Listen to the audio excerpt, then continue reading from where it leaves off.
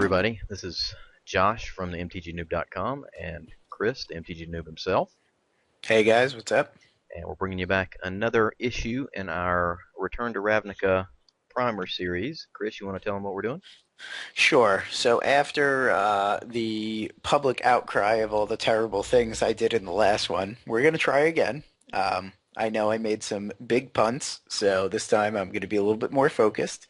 And we are going to bring you some mono-colored commons and uncommons that you will likely see and play against this weekend at your pre-release. All right, let's not waste any time. Let's get right into it with white.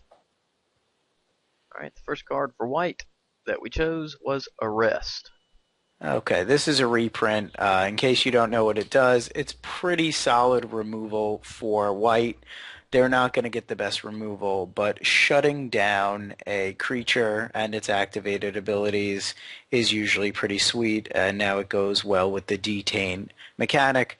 Just be careful not to throw this down against decks that have enchantment removal and play accordingly.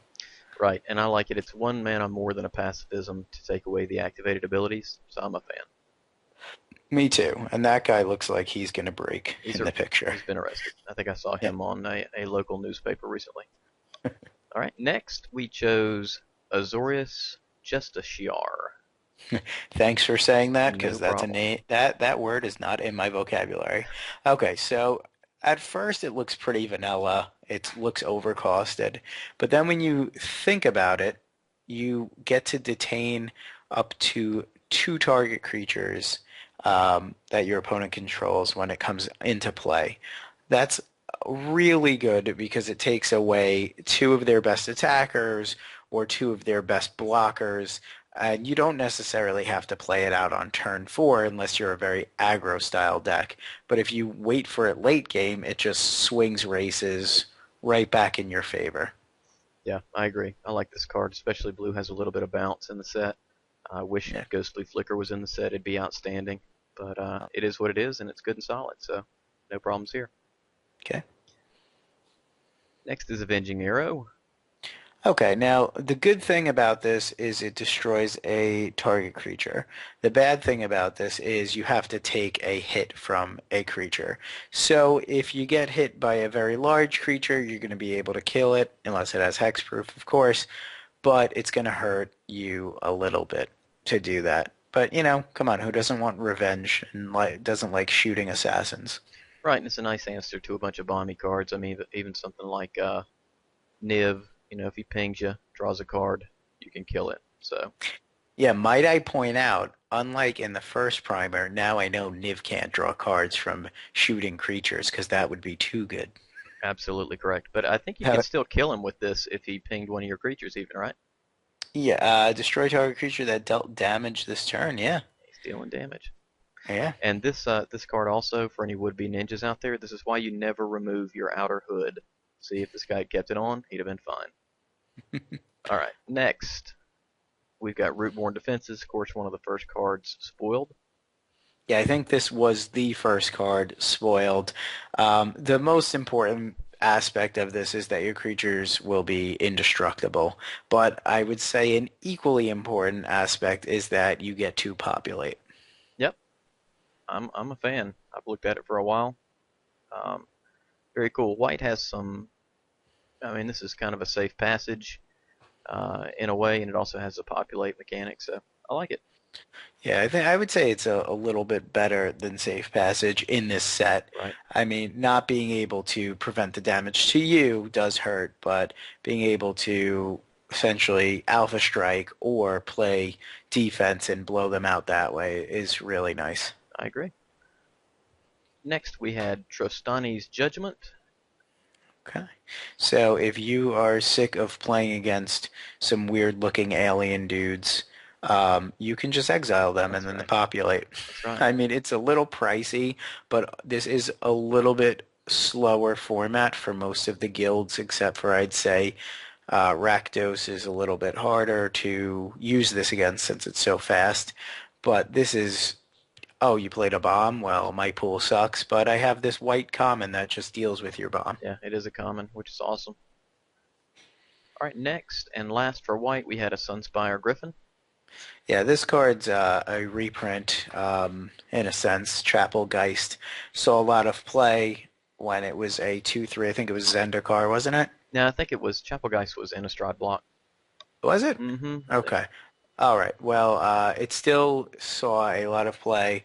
A 2/3 flyer is really good. It trades out with some of the other flyers in the set, especially the 3/1 detain one flyer. So I think this is going to be a solid guy. It is double white, so be careful with that. But if you're in white, either Celestia or Orzhos, I think you would play this. All right. Okay, on to the next color. Blue. Let's see what we've Blue. got for you on blue here. First of all is Okay. the Hover Barrier. Yeah, I'm gonna say and go out on a limb that this is uncommon for a reason. It stops so much. It doesn't stop things with death touch, and yes, it does die to things, but if you plop this down against an aggressive deck, they're gonna have to spend some removal on this guy, and that's not really where they want to be. Right. Huge. For 3 mana. Pretty awesome. Yeah, it's a giant wall. I mean, what else do you have to say? Not a lot. All right, this is Syncopate. This is the "oh no you didn't" kind of card. Yeah. Look at that finger wave. I don't know if anybody's old enough / knows basketball, but this reminds me of a player named Dikembe Mutombo. When he used to block a shot, he would just like wave his finger in the face of the opponent, and that's kind of what I see in this card. But I'm going to let you take this one since you're a better blue mage than I. Well, I mean, I think it's just a catch-all. You know, you can cast your spells, not have to keep up a ton, and if you see something they tap out, even if you've got, 2 mana open, you can still counter it. So, pretty cool. It's also relevant against cards that have scavenge on them since it exiles it. Absolutely. I don't think they're related, though. I don't think she's related to Matumbo. Just a wild guess. No. Just a wild guess. See, there's some magic humor for you. Look at you. All right. Hey guys, is this Coach or LSV? I don't know. You be the judge. All right. Next is Stealer of Secrets. Stealer of Secrets, I'll take this one, is really good because it's a more powerful scroll thief. It does have less toughness, but it's especially good because of the detain mechanic.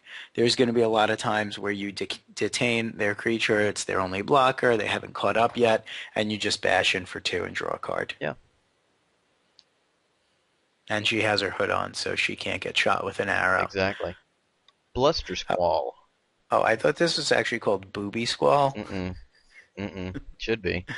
It should be. I mean, that's a lot of cleavage for a sleep.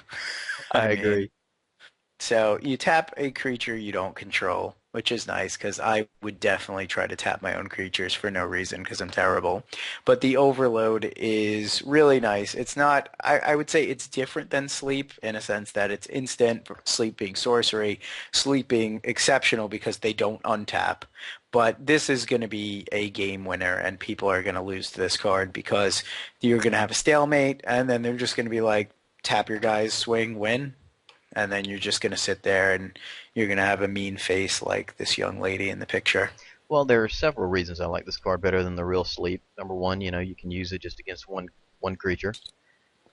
Number two, it doesn't cost 2 blue mana to activate. And then there are 2 other reasons, but we won't go into those. So, all right, next is Coach, Fairy Imposter. Come on, Coach. Fairy Imposter. If there's cards in this set that come into play and do something that are, they call it detain, I believe. It's going to be really good. It also is a 2/1 flyer. It blocks. It swings really great in the air, and I just really like it. Yeah, I'm a big fan of this card. Not the picture really, but I'm a big fan of the card. So. Yeah, I don't know. It looks like she just came out of some dude's neck hole or something. Like maybe she just like farted fairy dust into his head. I don't know. That's all. That's how Tinkerbell does it, right? I guess. To me, it looks like a garden gnome just got wings. All right, next and last for blue is Paralyzing Grasp. I do like the picture on this one. Okay, yeah. Basically, if you're walking to your local shop, don't walk by any storm drains because apparently there's giant tentacles coming out of Hmm. them. Hmm. And if you're a goblin, you're just going to get tapped out. But this is a reprint. Good thing is keep something tapped down. Bad thing is if it's not tapped already, they can still use it as a blocker.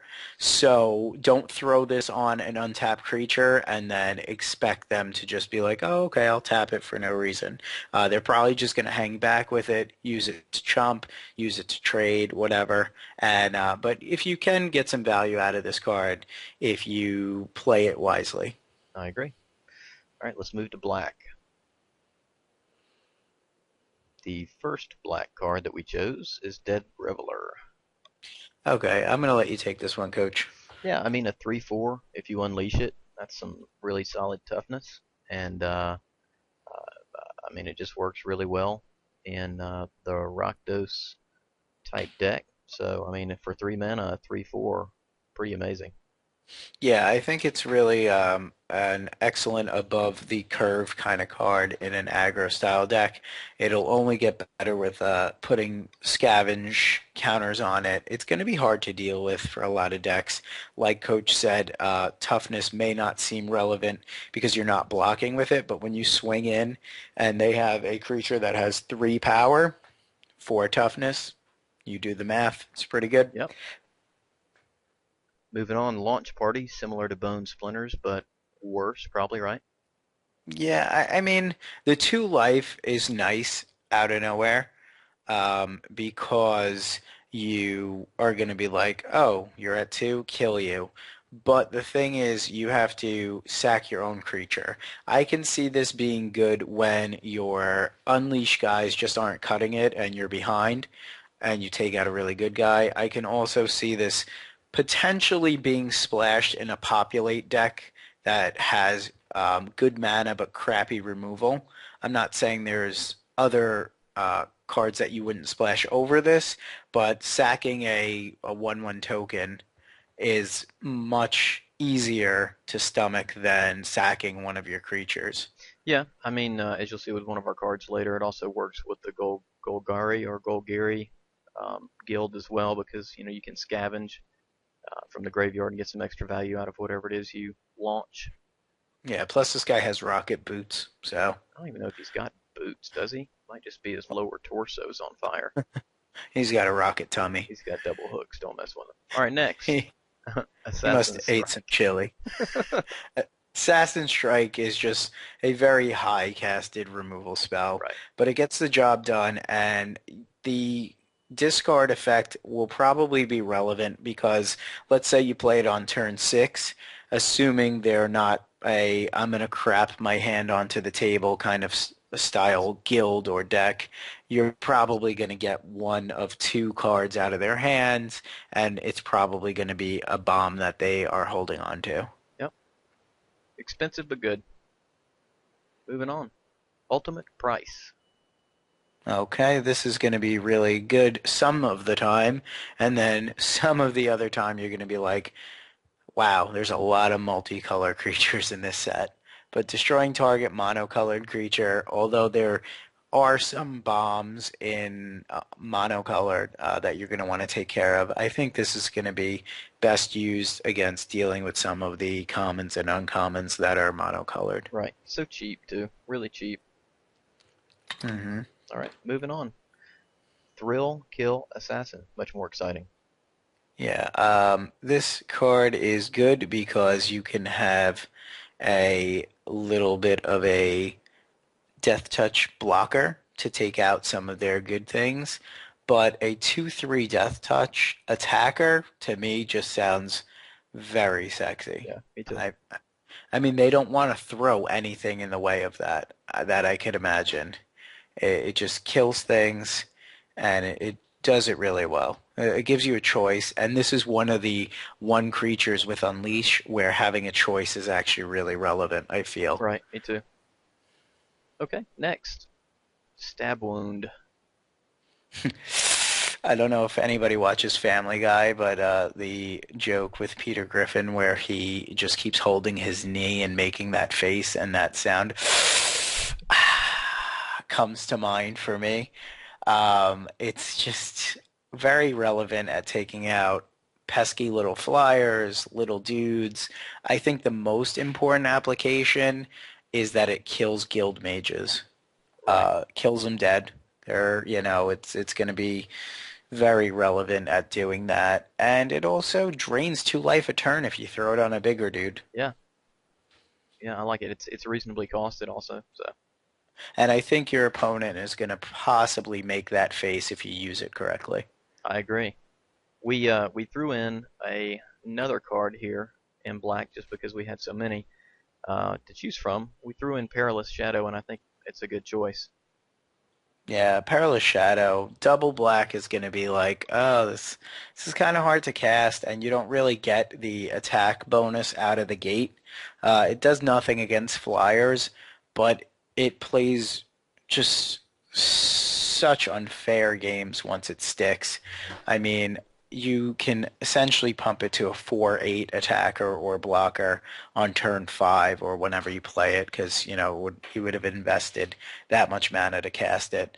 And, it's really hard to kill that kind of creature. Plus, a 0/4 is pretty good unless you're playing against the Unleash red guys, the really high-end ones, but it does take care of a lot of the early aggro stuff if it comes down on time. Yeah, I'm a fan. All right, moving on. Let's look at some red. First red card we chose was Annihilating Fire. Common, 3 damage, exile it if it dies. Yeah. Very good against the scavenge creatures. Good against almost, I'd say, over half the set? Yep. Just, I don't know. I would play as many of these as I can if I'm in red, I'll tell you that much. Next is Gorehouse Chainwalker, an interesting idea here. Yeah, I'm going to let you take this one, Coach. Well, I mean, I think there's a nice progression in red, as you had mentioned in an earlier conversation we had, where for 2 mana you get a 3/2 attacker, and a 2/1 for 2 is not bad either, but a 3/2 fits the curve really nicely, and we'll see that in just a second. Yeah, if these guys try to block, you're losing already. So, I mean, I would just try to throw this creepy guy out there. I mean, he's very talented on the tightrope, but he's also very creepy. Yeah, I agree. It's got pig's blood. Got to stay away from the pig's blood in all circumstances. We also chose Electrickery. Actually, this was more my addition. It deals 1 damage to target creature you don't control, or you can deal 1 damage to all of your opponent's creatures for 2. I like that. Okay, why do you like that? Well, I just like it because it kills a lot of bird tokens. It takes out. There's a lot of stuff in the set with 1 toughness, or at least some creatures that you want to deal with, like Brush Strider, which is the 3/1 in green. You've got the blue flyer that we talked about last time. That's a 3/1 with Detain. I mean, it's just really handy, I think, and relevant. Yeah, and I think what you can do with this is if they have a token and they try to respond, I believe you could respond to the populate. I mean, I could be wrong, but I would think, you could respond to populate and just kill the token. Right. Could be wrong. Saying that now in advance, so please don't flame me if I am incorrect, but I would think if they have a single token, you could kill it in response, and Also, then you could play tricks populate with would fizzle. First Strike as well. Yeah, oh, definitely. You can use this in combat. You could take out a bigger dude. You could block and shoot. It is definitely something worth noting. All right. Next in red, we have the Bloodfray Giant. Okay, this is at the top end of the I am overcosted in red kind of unleash guys. This guy's a 4/3 for 4 with trample, which is already very strong, but you throw a 1/1 counter on it and you have a dude that's just very hard to stop, I would say. Mm-hmm. Once again, he has 4 toughness, 5 power. He kills a lot of things, and he just tramples over, and he just destroys things that are in his way. All right.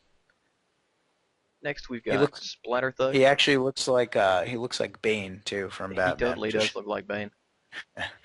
Okay, Splatter Thug at first I was like, he's not great. But then I realized you really probably don't want to play this guy as a blocker much. I mean, I can see he's one of the ones like the thrill kill assassin that I could say see being a blocker because a 2/2 with first strike as a blocker is going to be pretty good against some of the things, but I think he'll quickly become outclassed. So I would say you want to be aggressive with him. Turn him sideways. Blocking a first striker with 3 power is really going to be difficult. Yeah, I agree. I really like this card in the middle of the curve for red as a 3/3 first striker attacker. And he's common, so you might get lucky and get 2 or 3 of these. Right. All right. Last in red, we have Street Spasm. Okay, I'll let you take this one, Coach. You love these overload cards. I do. I mean, the overload cost is a little bit heavy, but you know it's going to deal. I guess not as good as Magma Quake, but it's got utility. You can use it to just take out a creature without flying, and then you can take out a bunch of small creatures. I mean, it's going to cost a lot of mana to kill a bunch of 3/3 Centaur tokens or something like that, but you know, late game, it could be a board wipe. So Yeah, I hate it against decks that fly. right. Outside of that, I really love it. I think it's very strong. There's going to be times you're just going to be facing down a flyer and you're going to draw this and you're be like, oh, God, why can't this just kill flyers? Yep. But they obviously don't want this card to be too good at uncommon. And you know they have like Mizium Mortars, right? Yep. Which is 4 to all creatures. Yeah. If I think that's a rare. Yeah, that is a rare. So they can't give you that at rare and then give you something that's, I would say, pretty impressive as well at uncommon. Right. Yeah, I'm a fan in certain circumstances, especially. All right, last we've got our green, and we started off with Gatecreeper Vine, and you really like this card. Talk about it. Yeah, I like this card a lot because it searches up either a basic land card, but more importantly, it searches up a gate card. There are some cards that are turned on by the gate. Pretty much I think there's like a Ogre Jailbreaker, which is Right. a 4/4 defender, but if you have a gate, he becomes an attacker, which is, pretty vanilla in this set actually, but it's just nice to fix your mana and just say, all right, well, I played a little crappy dork, but I fixed my mana. However, there are a lot of decent defenders. I think there's one that mills in blue. I think there's one I could believe in white. I could be wrong about that one, but there's some other defenders. I know there's more in green that adds 1 mana for each Right. of your, defenders. But I mean, I don't think playing a defender deck is what you want to do at the pre-release. No, probably not. Just nice. It's just nice to fix your mana. All right, next we have Seek the Horizon. Okay, I'm gonna let you take this one, Coach. Well, I mean, it's similar to the card. What is the card in M13 that allows you to put 2 forests on the board? Ranger's Path, Yeah. I believe. So, but I mean, it's 3 land cards. This is complete fixing into your hand if you Yeah, cast it out. So, for that reason alone, I like it. yeah. I mean, the only similarity I really see to Ranger's Path is the casting cost. Right. I think this is a more solid card that does ramp you, and that's what you want to do. I would say at M13, but this completely fixes your mana. It gives you 3 extra cards in case they're trying to make you discard cards. It thins your library out, and it really, who doesn't want to hit their land drops on turn 5, turn 6, and turn 7? Right. Yeah. Yeah, I like it. Yeah. All right, next, Slime Molding. Maybe something to sink all that mana into. Yeah, I mean, I wish this was instant speed, but once again, that would have been really good. Early game, it's going to be a token, and populate is a thing. Right. So even if you play it as a 2/2 and then populate it and get another 2/2, a 3/3 for 4, a 4/4 for 5. So it's going to be really good, especially with populate. Yeah, and I mean, you're getting value for every mana you sink into it, and it's not going to double or anything like Primeval, Yeah. Hydra, or whatever. But Yeah, primordial. Primordial, Yeah, yeah. primordial. But yeah, and that's true. But I mean, late game, if you're in some sort of stalemate and you just make this, it's really, really going to be awesome. All right, next we have Golgari Decoy. Yeah, this was one I kind of forced you to put in, I believe. I feel like the scavenge on this is fair. I think it's decent, but you know, you're playing a lore, and lore has always been a very strong card in limited.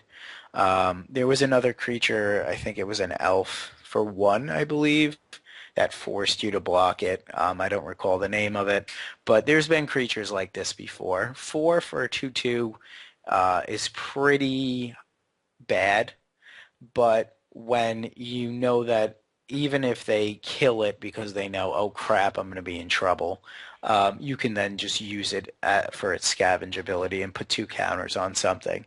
It's a heavy investment at 9 mana, but you know, I think having the lore on it is really good. Um, I know if there was a way to give this guy Death Touch, that would be completely stupid Right. because you could at least take out 2 guys. You know, Death Touch has to deal with all their power, so it's not as powerful. But if you threw some counters on this, but you know, that's just me living in like magical Christmas land. Well, I think it's going to force some bad attacks on your opponent's next turn because he knows you can swing in and kill some of his 1/1s or whatever. If he's got a bunch of tokens, maybe you're stalemated. I think it can break a stalemate, especially if you can pump it with a giant growth, which is our next card. Yeah, just one quick thing. Good segue, good transition. Yeah, You got to be careful because it's not going to really shine against decks that have Unleash because they can't block. So keep that in mind. that's true. They're creatures if they have 1/1 counters on them.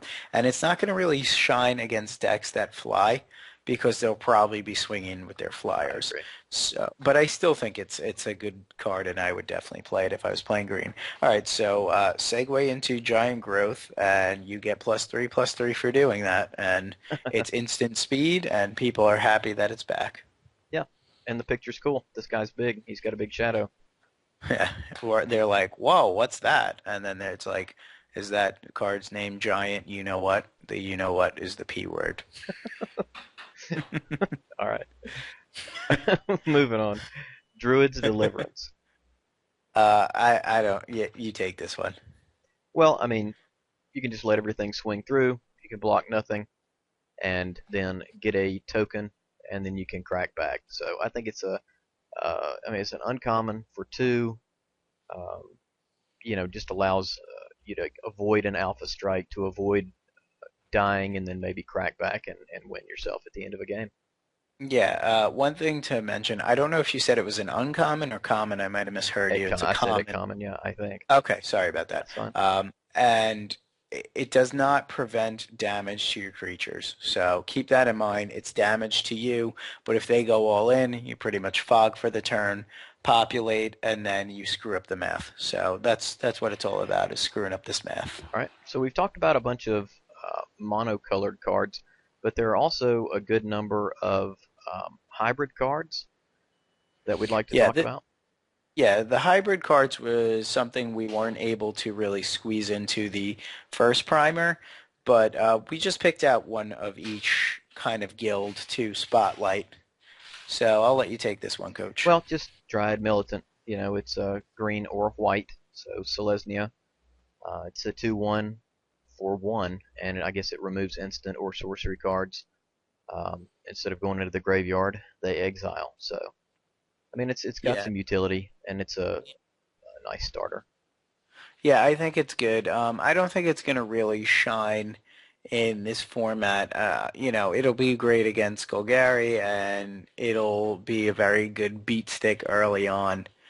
But I think it might actually have applications in other formats as well. Yeah, I mean, anything with flashback, I guess, in standard would be hindered by this because it doesn't go into the graveyard. So, next is Slitherhead. Yeah, I'll take this one. There's like, oh, I could play this and scavenge it and discard it to the Lilith Troll and then make it a 3/2 giant. Yeah, that's so much work. Yeah, It's just so much work to put a 1/1 counter on something is terrible. yeah. You know, like I don't like it. It doesn't really do anything for me. It doesn't excite me. The fact that it's uncommon, it's quirky. I'll give you that. But, you know, it doesn't really do it for me. Yeah, I'm kind of with you there. I'm not sure why it's uncommon, but I'm sure some of our viewers will be able to tell us maybe. Yeah. Next, we've got Vassal Soul. Okay, now you ended up picking this one. You didn't seem too impressed with it. What are your thoughts? Well, I mean, it's a 2/2 flyer for 3, and I think there's a bunch of other things you could choose for 3 that are better flyers. You know, we just talked about Sunspire Griffin, which is a 2/3. So, I mean, it's okay, I guess. I'm just not thrilled by it. Yeah, I mean, if anything triggers from multicolor spells or gets a buff because it's multicolored, I mean, that might make it slightly better. But yeah, a 3 mana 2/2 flyer, you'll play it because, you play Windrake now, right? In M13, you play that. But I mean, it's not too thrilling. Just before we go ahead from this card, there's another one called what was it? Judge's Familiar, the 1/1 white blue hybrid flyer Correct, for yeah. one, and that you sack it and it makes them pay one more for target instant or sorcery, I believe, I think it's or any is it just spell. I think non-creature? it's Yeah, let me look that up really quick, and then I think like that's worth mentioning in a sense that it's something that you'll see, and you'll have to play around. And there's really nothing wrong with just getting a cheap chip shot in there with a 1/1 flyer, right. I mean, and then I guess this guy's okay. You know, it allows you to play it even if you don't have 2 white up. I guess if you've got 2 blue yeah, instead, or one of another color you're playing. So, I mean, I guess it's an easier cast 2/2 flyer. yeah, yeah. I definitely Judge's Familiar is a instant or Is it sorcery, okay? but yeah, I think that might have some value as well. And I could see you playing this Vassal Soul guy as well. I mean, if anything, at least take the bag off his head. I don't think he has a head. Oh, He must be a I'm butterface. not sure what's happening. You're asking for it. All right. Frostburn Weird. Now this card is good. Yeah, this card gets you excited for a variety of reasons. One, it is a big butt. It's weird, and it can do all sorts of tricks for red or blue mana, like, oh, look at me, I'm a horn turtle. Oh no, look at me, now I'm a 4/1 out of nowhere. And it just is like crazy shenanigans, and it's just I really like it. It stops so many of the red and black early drops outside of the Death Touch one and the Thrill Kill Assassin because it has Death Touch, and the big one. What was the 5/4 trampler one? Oh, it's The an re ogre. yeah, the giant. Yeah, outside of those, it really just kicks some butt. What do you Well, think? I mean, I really like it, mainly because it is lacking at good quality cards in common and uncommon, and I think that this one, is on color with that guild, and I think it's going to fill a lot of gaps at the common slot. Yeah, the card I was thinking of is called the Bloodfray That's Giant. right. So yeah, so outside of that guy, he stops a lot of things dead. Yep, I agree. All right, and our last hybrid card is the Rakdos rather, Shred Freak. Yeah, when this guy was first looked at, they were like, "Holy crap! What does this guy do? Does he have double strike? Is he nuts? Look at all those razor blades. He could commit like 400 suicides for people at once." And he's just a nut. I mean, 2/1 haste, pretty easy to cast in your colors. Usually, if you're solid 2 colors, a lot of these will just be casted relatively easily. The haste, I think, is relevant. I've talked extensively about how I think it's good against the white-blue decks. But, over time, a 2/1 isn't going to be that sexy. But if you can build a very sick early game curve, a one drop or two, a few 2 drops, a few 3 drops, some top of the curve 4 drops. This guy's going to be really good if he comes down on 2. I agree. Let's look at an artifact real quick here. And the Yeah, good. artifact we chose is the Civic Saber. Yeah, this is a good segue from our hybrid guys. The most you're ever going to get is 2/0 for your equip. It's going to be great on multicolor guys. It's going to be great on flyers. It's going to be great on things with first strike, even reach, vigilance. It's just going to do a lot of work for you. It is uncommon. I can't see a reason not to play this card. Yeah, it's really cheap. I mean, making creatures that are overpowered and undercosted better by spending an investment of 1 mana to equip and 1 mana to cast doesn't seem bad. And it's also something to do in your early turns, or sink your mana into if you're a slower style deck that, might want to take advantage of throwing this on a flyer. I think it really shines in aggressive style decks, and I think it's actually good with token creatures, especially the 1/1 tokens, because, even if they're just white or green, they become 2/1s, and that is a clock throwing guys away, but, you can get some work in there. Yeah, I think it's a good card. Before we leave you guys, we wanted to talk about a couple of the lands. First of all is Rogue's Passage. I'll let you take this one, Coach. Pretty simple. Yeah, I know you really like this card. I mean, it's one colorless, which is nothing great, but I mean, unblockable is awesome. So late game, pretty incredible here, I think. Yeah, I mean, you're gonna lay down a bomb, and like, let's say it doesn't have evasion, it's just a big dork. You're gonna sit there and be like, all right, well, now I'm just gonna be able to get through, and that's it. Yep. There's not much you could do about it.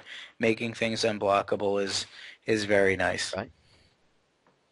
And then next we've got the Transguild Promenade.